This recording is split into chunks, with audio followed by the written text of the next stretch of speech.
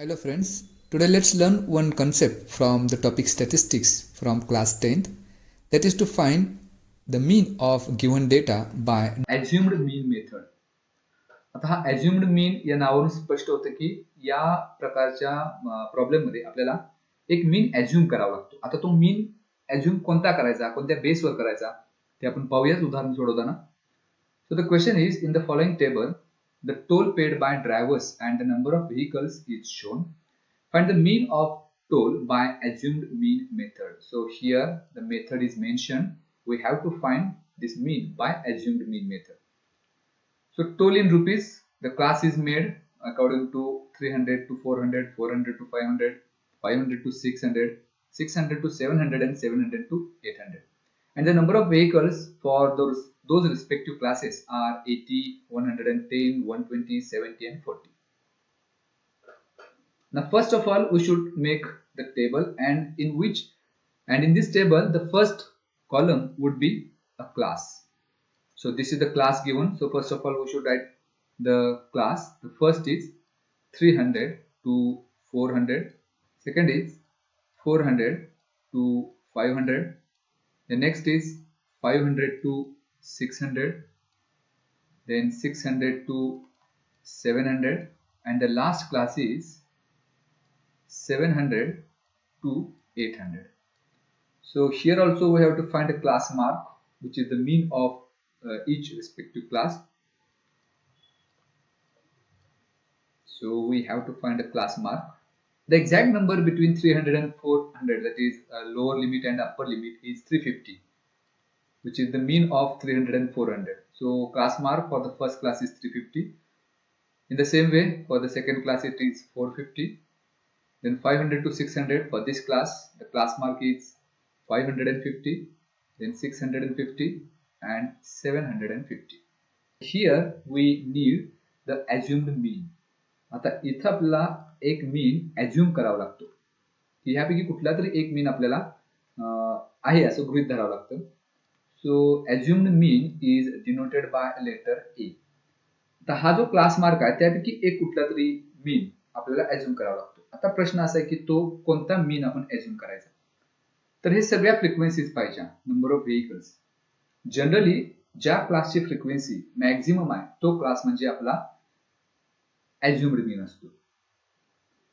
मग आता याच्यामध्ये 80, 110, 120, 70, 40 याच्यामध्ये 120 हा मॅक्झिमम नंबर ऑफ फ्रिक्वेन्सी आहे. त्यामुळे त्याचा क्लास आहे 500 टू 600 आणि 500 टू 600 या क्लासची क्लास मार्क आहे 550. याचा अर्थ आपला assumed mean झाला 550.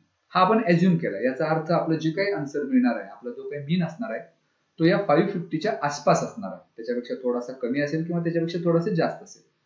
मग आता ह्या क्लास मार्कच्या तो किती जवळ आहे हे काढण्यासाठी आपल्याला ह्या प्रत्येक क्लासचं त्याच्यापासूनचं असणारं डेव्हिएशन मोजायचं असतं, which is denoted by letter DI.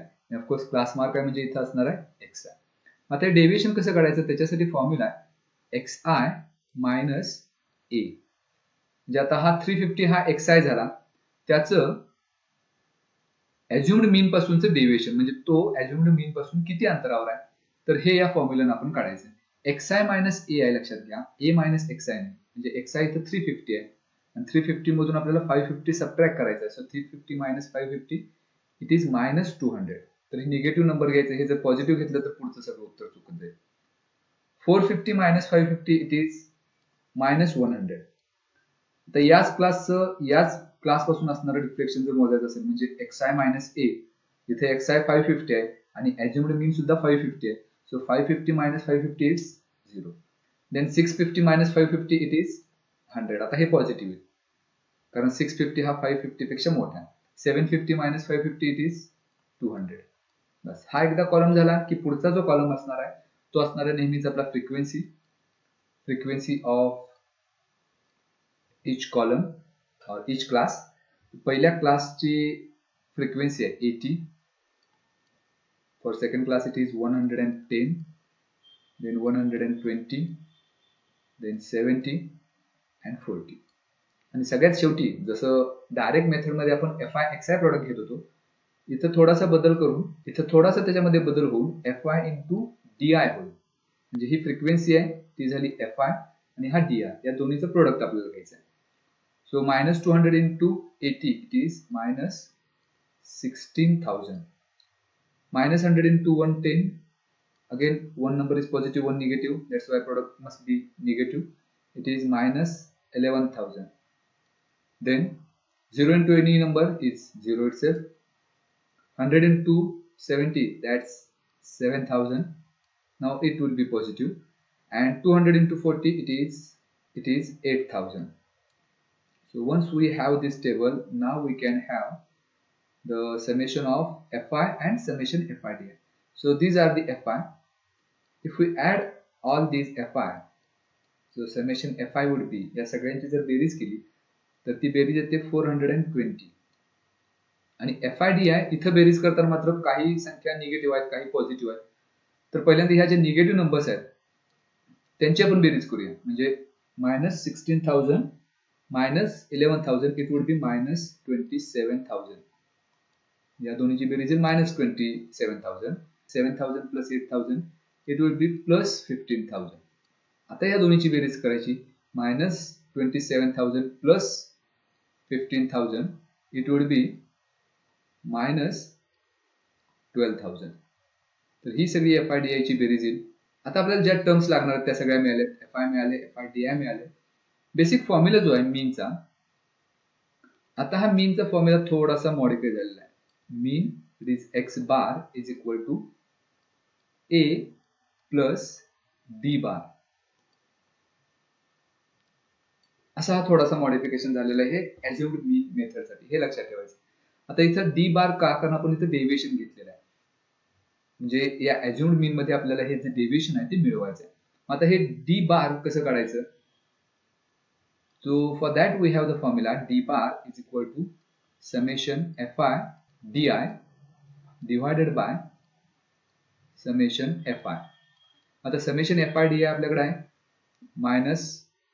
-12,000 divided by summation fi is 420.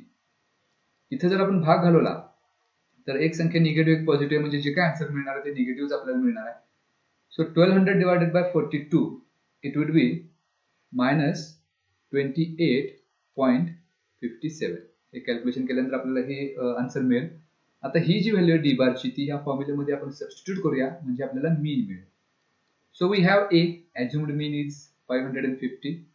So it is 550 plus d bar, as d bar is negative, that should be in bracket, that means -28.57. So 550 plus minus would become -28.57. So 550 minus 28.57, the answer would be 521.43. So that much rupees would be the mean of this data. That means the mean of toll for this table is rupees 521.43. तर ही झाली assumed mean method. आणि ह्या मेथडला assumed mean method असं नाव दिले, कारण याच्यामध्ये आपण एक मीन assume करत होतो. म्हणजे हा थोडासा बदल आहे डायरेक्ट मीन पेक्षा. त्याच्यामध्ये एक टर्म आपली वाढते ती म्हणजे डी बार. आपल्याला डी बार या मेथडनं काढावं लागतो आणि मग त्याच्याशी रिलेटेड जो फॉर्म्युला आहे तो वापरावा लागतो.